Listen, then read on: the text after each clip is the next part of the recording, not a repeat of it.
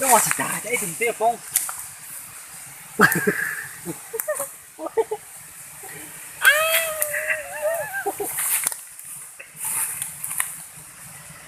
kia đi vào tỏi phúng giờ họ nè nữa bây giờ là cái tua chỉ ca thế tua chỉ ba chơi còn nó nữa giờ là khó nên bỏ nó nữa cái nọ ca thế nọ để ba chơi nó ta mà cũng phải cho cái mùng chi để đây nó gì để lúc khó nó này đây mà lên mùng là tỏ tay nó ơ xía thật tà liền ơi ủa hậu nó ơi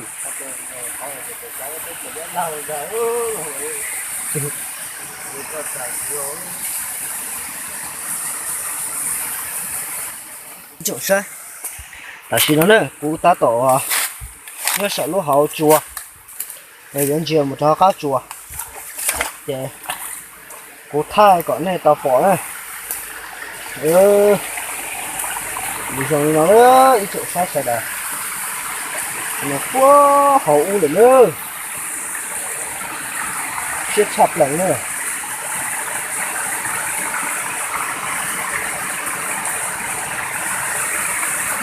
siết cần nữa chỗ sao này rồi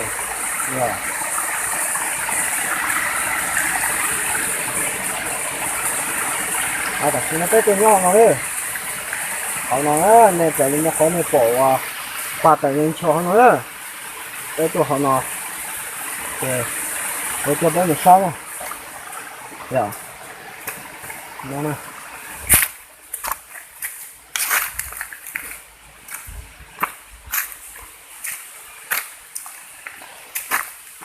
cái đủ lù xíu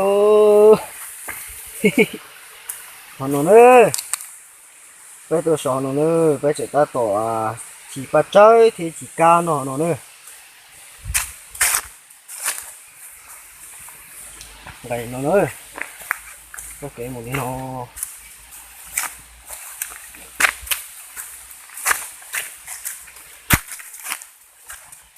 như nói rồi nhìn xa thiếu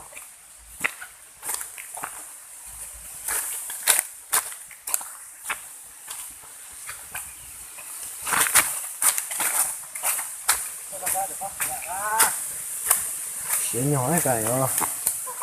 sao mùa hè á lô nó rồi nó đâu nữa ca nó đã ư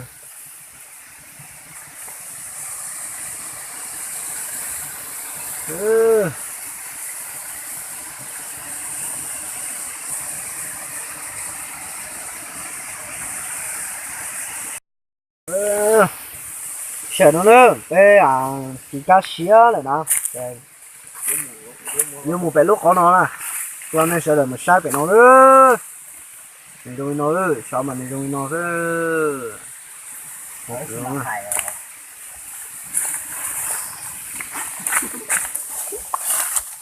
nhưng mà phải như thế thì mà đi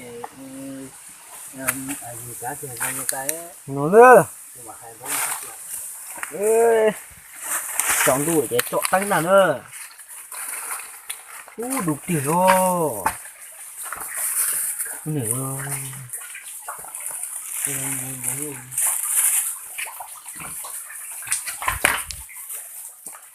tăng tiền của nó này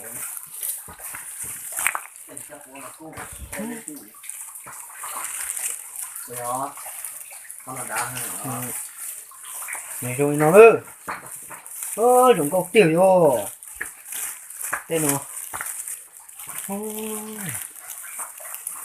đủ rồi chúng có tiền nữa chỉ theo trọng sai chỗ một kho thì theo tên nó muốn làm đó ok này sợ nó nữa này sợ để sai nữa nhờ này nó lúc khó tới tuần hạt luôn mà mình có nó này nhưng chỉ cũng mà nó trở nên sai ạ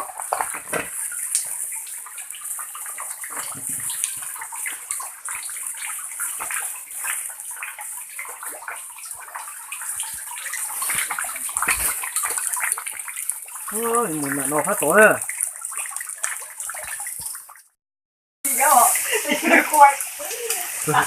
Nói chuyện với cửa. chị Đi chứ rồi đi á. Ấy tao ở kia này. Cái nó mua lười ô, chả phố à? Cái mua chỉ dùng cái gì cả? Cái nó à? À, nó ô lo phải không rồi. còn nó nữa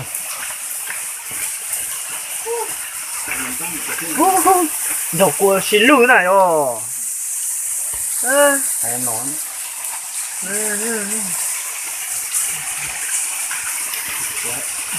cái nó rồi wow có thả chứ à tưởng ra sẽ là bé tôi phải nó tua sai mình nhớ nó cho nên sai ơi xếp cái tiền ơi xếp sập lại đi sau đó ơi đừng dùng cao kia ơi cho xếp thì nó tiêu đừng cao chanh ơi cái nó mà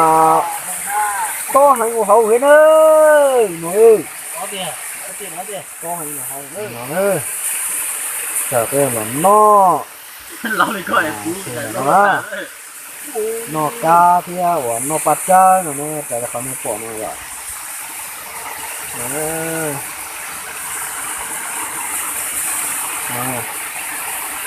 Đấy, không là cá rồi. khó xin lục quá thì u lại xí rồi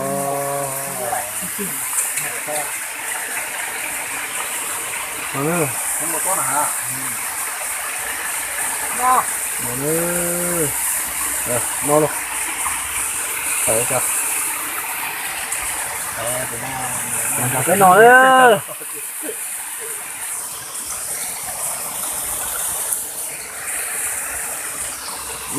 nó bắt chơi cái này Có sụt bỏ con nó hậu có lại không?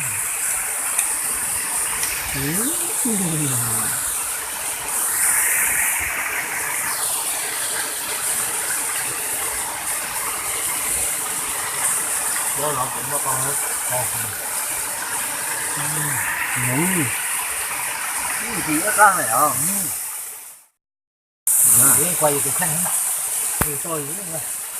gọi coi để tôi cho hậu anh chị nhắm à. Có review có tại không? nó tập tài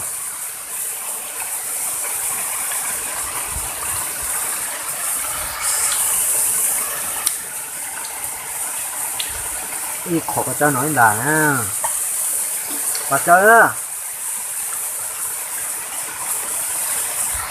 Bộ yếu không đâu. đã tập tài ơi Con này bỏ tôi đây, mua cái gì mà nó. Ba. Cái này nó vẫn phù hợp.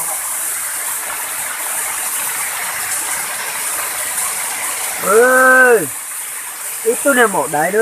lo chỉnh lòi ơi chẳng cái tao một đáy rồi tụi mình một đáy này lo cái tiền ơi khoái nữa rồi khoái ở hai thì dâm có tiền này đó giờ sao thì dâm có tiền ơi giờ muốn thì cho gì nó ơi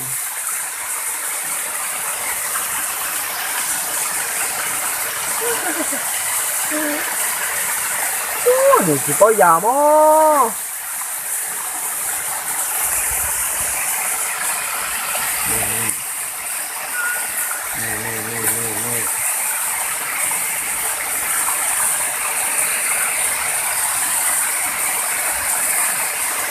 có già kiểu